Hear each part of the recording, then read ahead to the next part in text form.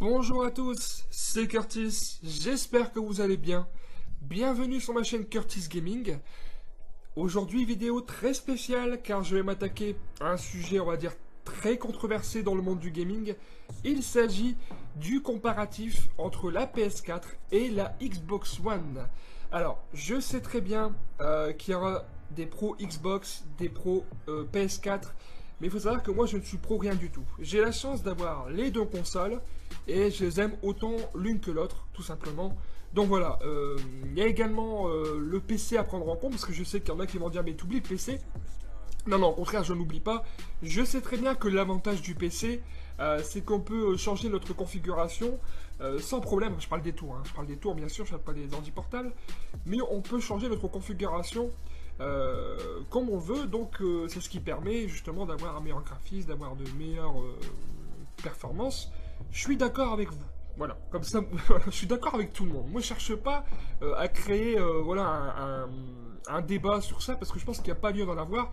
Tout ce qu'il y a à voir comme débat, c'est se dire, voilà, moi je trouve au contraire que la PS4 est mieux pour telle et telle raison. Voilà, émettez-moi vos contradictions, hein, tout simplement, c'est ce qu'il faut faire. Et qu'on puisse partager ensemble, hein, tout simplement. Parce que je sais que Noël approche, et je pense que pas mal d'entre vous auront sûrement l'une de ces consoles sous le sapin, ou pourquoi pas les deux, hein, pour les plus chanceux.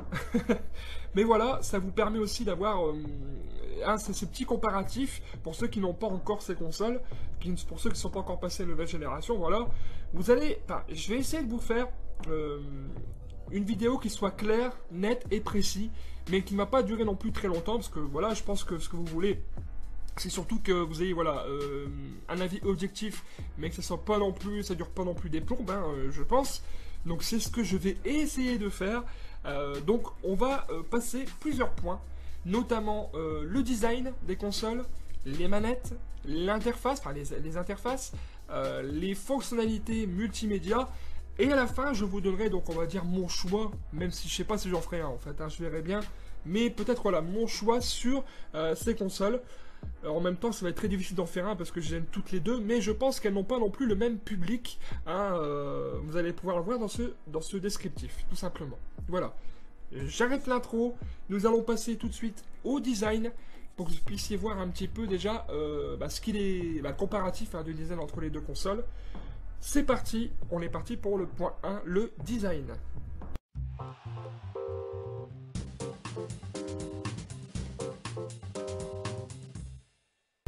On va commencer par le design de la PlayStation 4, la console de Sony. Je trouve que le design est plus recherché que la Xbox One. La console de Sony est plus compacte, plus agréable à l'œil et plus pratique. Vous avez un côté brillant et un côté mat qui ressortent bien et qui sont du plus bel effet. Par rapport à cette console, voilà, je trouve qu'elle est superbe et qu'elle ressort bien au niveau du même TV, voilà, avec la ligne lumineuse au milieu. Vous avez les deux prises USB qui sont accessibles sans problème. Franchement, non, le design, j'ai rien à dire là-dessus, elle est parfaite et magnifique. On passe au connectique de la PlayStation 4. Comme vous voyez, c'est très simple, hein, très sobre. Vous avez donc la prise HDMI, la prise de la caméra PlayStation, la prise Ethernet et la prise d'alimentation, hein, tout simplement. Donc c'est voilà, c'est vraiment la base pour la console. On passe à la console de Microsoft, la Xbox One, qui est magnifique, je trouve. Elle est très belle. Elle a un côté donc gris, un autre côté mat, et vous avez toujours les touches tactiles qui sont du plus bel effet. Donc la touche d'alimentation et la touche éjecte. En sachant que je trouve qu'elle est assez imposante, et le gros défaut tout de même, c'est le bloc d'alimentation externe qui est relativement volumineux. Ils auraient pu quand même évoluer par rapport à ça. Mais sinon, au niveau du design, je la trouve quand même très belle et magnifique. On passe au connectique de la Xbox One. Alors là, c'est son point fort, c'est vraiment l'avantage de cette console. Vous avez là donc la prise d'alimentation, l'HDMI out pour la télé, l'HDMI in, des prises USB, la prise de la Kinect. En tout cas, voilà. Vous avez vraiment tout ce qu'il faut au niveau multimédia et tout ce qu'il faut au niveau du jeu. C'est vraiment parfait. C'est le gros point fort de cette console pour moi. Voilà, elle est multitâche, tout simplement, par rapport à la PS4. Hein. Alors vraiment, ça c'est le point fort et le gros avantage de cette console.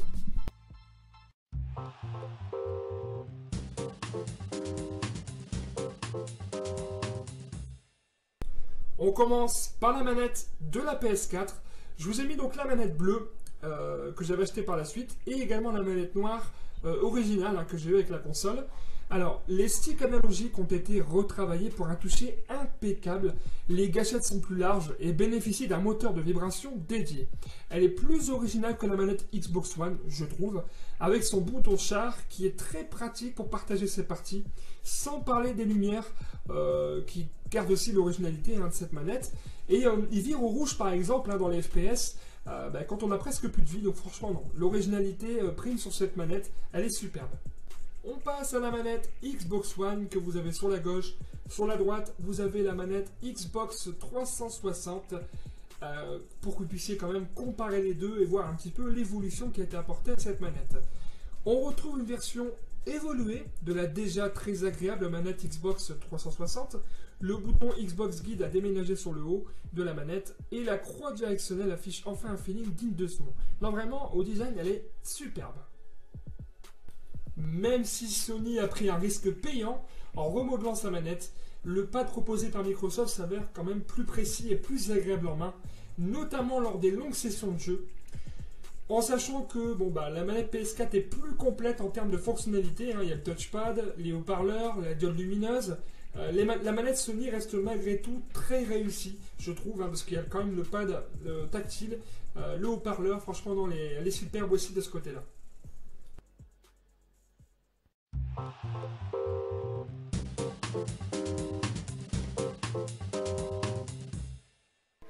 On passe donc à l'interface, aux différentes interfaces, et on va commencer par celle de la PlayStation 4.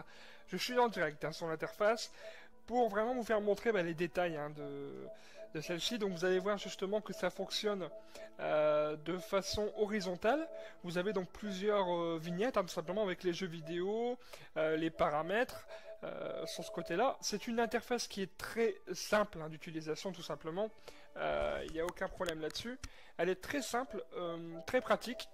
Vous avez vos amis sur le côté, par exemple là au-dessus, vous avez directement plusieurs touches. Vous avez vos paramètres, l'alimentation, les trophées, le profil, les messages, les amis qui sont en train de jouer, qui sont connectés, les notifications. Vous allez voir que notamment vous avez donc les nouvelles, notifications, invitations, alerte de jeu, pas mal de choses, et également le Play Store. Donc vous voyez que c'est vraiment épuré. Pratique, simple, vous avez même la possibilité donc de mettre des thèmes en arrière-plan. C'est, je pense, son avantage à cette interface, c'est qu'elle est très simple d'utilisation. Et voilà, on se retrouve maintenant sur l'interface de la Xbox One, la nouvelle interface, parce qu'il faut savoir que avant c'était plutôt de façon horizontale, maintenant c'est plutôt vertical, on va dire. C'est la nouvelle interface Windows 10, tout simplement. Voilà. Je la trouve très bien. Elle est moins, on va dire qu'elle est un peu plus épurée que l'ancienne. Mais voilà, niveau simplicité, ce n'est pas ça. Surtout, ça c'est clair. La PS4, son avantage de l'interface, c'est qu'elle est simple. Là, pas du tout. Mais par contre, elle est très attractive. Beaucoup plus que celle de la PS4. Vous voyez bien que voilà, ça donne plus envie, quoi. Vous avez les images, les films TV, musique. Voilà, c'est vraiment nickel de ce côté-là. Moi, j'adore. Personnellement, j'adore cette interface. Et le côté aussi intéressant, c'est que vous pouvez par exemple jouer à un jeu, comme là par exemple Sunset Overdrive, et pouvoir revenir sur le menu et en même temps regarder votre jeu. Donc c'est super. Ça c'est bien parce que sur PS4 on peut pas le faire par exemple. On revient sur le menu, on ne voit plus le jeu, tandis que là on continue à le voir. Alors, ce qui est bien aussi, c'est que vous avez voilà les marchés, les applications, beaucoup plus d'applications que sur PS4, vraiment, non, niveau multimédia, tout ça c'est vraiment parfait. C'est les points qu'on va voir par la suite. Vous avez également sur le côté, ça c'est nouveau, le menu avec vos amis, les messages, les parties en cours, etc., les paramètres, donc c'est bien, comme là paramètres d'alimentation. Ça simplifie quand même les choses. Et le côté intéressant aussi de cette interface, c'est que quand on dispose de la Kinect, on peut faire par exemple là, je vais essayer pour voir si ça fonctionne, parce qu'il faut savoir que ça ne fonctionne pas toujours, enfin, ça ne fonctionne pas à tous les coups. Alors, Xbox, allez à mes paramètres. Voilà. Bon. Là, ça a marché, j'ai eu de la chance. Donc, on peut accéder aux paramètres de cette manière-là. Il y a beaucoup de choses qui entrent en ligne de compte à ce niveau-là, au niveau de la Kinect, et c'est très intéressant. Après, il faut savoir que c'est pas obligé de l'avoir. Hein. Si vous l'avez pas, vous l'avez pas. Ça change pas grand-chose, hein, ça je peux vous le dire. Mais la Kinect amène quand même un côté encore plus attractif à cette interface. Vous voyez, hein, justement, vous voyez tous les jeux. Non, franchement, elle est superbe de ce côté-là. Après, c'est vrai que ça change beaucoup de celle de la PS4. Par contre, au niveau des jeux, alors là, c'est une tannée. Je pense que tous les joueurs de la Xbox One me diront pas le contraire. Par exemple, Forza Motorsport 6. Au moment où je l'ai acheté, hein, je prends l'exemple de ce jeu, mais c'est sur tous les jeux hein, que ça se passe comme ça. Quand vous le mettez dans la console, voilà, vous pensez, voilà, vous allez jouer tout de suite, mais non. Vous devez seulement attendre que le jeu s'installe et ça met mais une plombe. Vous devez attendre au moins, allez, une bonne heure si c'est pas plus pour l'installer. Ensuite, il faut attendre si jamais il y a d'éventuelles mises à jour. Alors ça, franchement, c'est le gros défaut de la Xbox One. Pour moi, voilà, il y a deux défauts à l'Xbox One, c'est le boîtier, enfin l'alimentation, hein, justement le transfo d'alimentation, plus cette manière-là d'installer les jeux, alors que sur PS4, on peut très bien installer un jeu en quelques secondes et pouvoir y jouer, même sans faire la mise à jour. On ne jouera pas sur Internet, mais on pourra quand même y jouer. Tandis que là, non. Là, il faut attendre une plombe pour pouvoir jouer. Franchement, ça me saoule. Hein. Je peux vous le dire, voilà, je reste franc avec vous, parce que voilà, je n'ai rien à y gagner à donner un avantage à la PS4 ou à la Xbox One. Je les aime toutes les deux, comme j'ai pu vous le dire, mais c'est vrai que ça, franchement, c'est énervant. C'est vraiment énervant. Mais sinon, on revient sur l'interface. Ce qui nous intéresse pour cette partie, pour moi, elle est quand même largement plus attractive que celle de la PS4, même si elle est quand même plus difficile.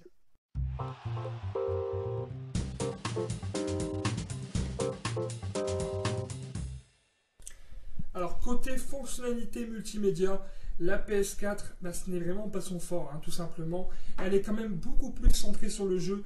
Il n'y a rien à dire au niveau du jeu vidéo, la PS4 est magnifique, elle a également un lecteur Blu-ray, hein, bien sûr, il n'y a pas de problème. Mais niveau multimédia, je trouve en tout cas que la PS4 est très limitée pour le moment. En sachant que la Xbox One offre une ribambelle d'options supplémentaires pour qui souhaite faire autre chose que de jouer avec sa console. On peut ainsi accéder à un port HDMI in, profiter du multitâche, ouvrir une fenêtre indépendante, largement pensée pour le multimédia, au détriment parfois du jeu, hein, ça c'est vrai. Hein. La Xbox One l'emporte haut la main sur la PS4 en ce qui concerne le multimédia. C'est vrai qu'il y a également la possibilité de pouvoir regarder la télévision en même temps. Et alors là, le point fort également qui est arrivé avec cette mise à jour, c'est la rétrocompatibilité. C'est parfait. Il y a à peu près, il me semble, une centaine de jeux qui sont rétrocompatibles pour le moment. Et ça, franchement, c'est super. C'est une très bonne nouvelle pour les joueurs qui n'ont plus d'Xbox 360, qui ont encore leurs jeux, etc. Ils pourront très bien rejouer tranquillement sous la Xbox One. Donc ça, c'est magnifique. C'est un très bon point pour la Xbox One.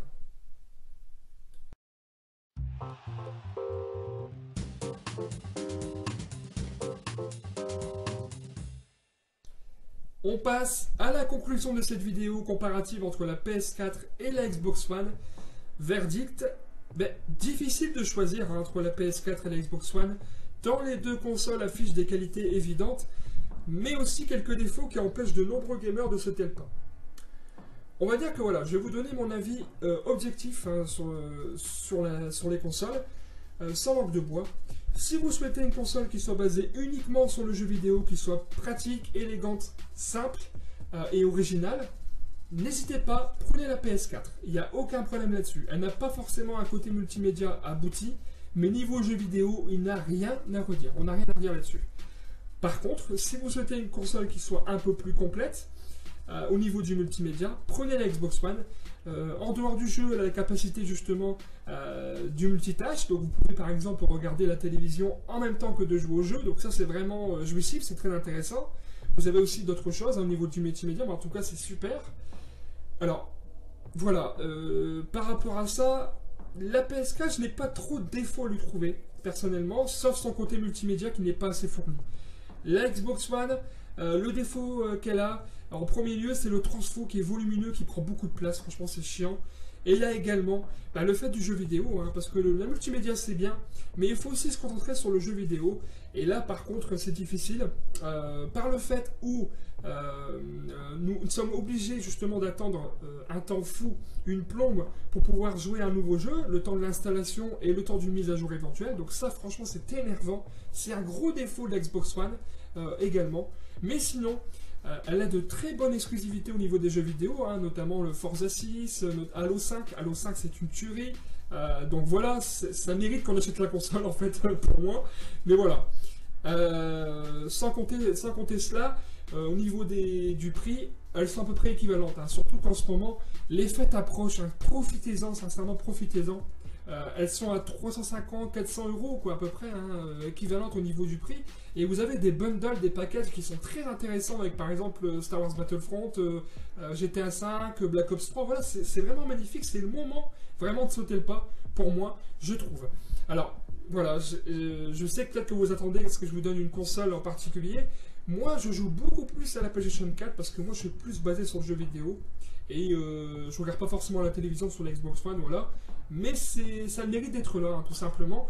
Moi, la Xbox One, je l'ai, je suis très content de l'avoir pour les exclusivités des jeux vidéo, notamment les Forza, les Halo, tout simplement. Mais c'est vrai que je suis plus sur la PS4, alors peut-être que je préfère la PS4, je sais pas. Franchement, en tout cas, ça joue à rien du tout. Voilà, je conclue la vidéo là-dessus, j'espère qu'elle vous a plu. Ce que j'ai voulu faire, voilà, ça me tenait vraiment à cœur de faire cette vidéo. J'ai passé pas mal de temps à faire le montage. Ce n'est pas parfait, je sais, mais vraiment j'ai fait de mon mieux pour pouvoir vous faire la vidéo la plus complète possible, la plus aboutie possible. Voilà. C'est vrai que bon j'ai omis certains détails, ça c'est sûr, mais j'ai voulu aussi qu'elle ne dure pas trop longtemps, donc ce qui fait que j'ai été obligé de mettre certains détails de façon volontaire pour pas qu'elle me dure 1 heure, parce que sinon si vraiment je vous détaille tout, ça va vraiment durer plus d'1 heure, ça c'est certain. Merci à vous d'avoir regardé cette vidéo, merci beaucoup, ça me fait toujours autant plaisir. N'hésitez pas à lâcher un petit like, ça fait plaisir également. Et j'attends avec grande impatience vos réactions sur cette vidéo, à savoir émettre vos contradictions, savoir si vous préférez la PS4 ou la Xbox One ou PC, ça après vous pouvez le dire, il n'y a pas de problème. Voilà. Donc voilà, j'attends vos réactions avec grande impatience. Et par la même occasion, si la vidéo vous a plu, si ma chaîne vous plaît, n'hésitez pas à vous abonner, ça fait toujours plaisir à ce qu'on soit le plus nombreux possible. Vraiment, voilà, moi, qu'on finisse l'année en apothéose, tout simplement, avec la chaîne. Ça me ferait vraiment plaisir. Voilà, je conclue là-dessus. Merci à vous, je vous souhaite une très bonne journée, une très bonne soirée, et je vous dis à la prochaine. Portez-vous bien et bon jeu. Salut à vous.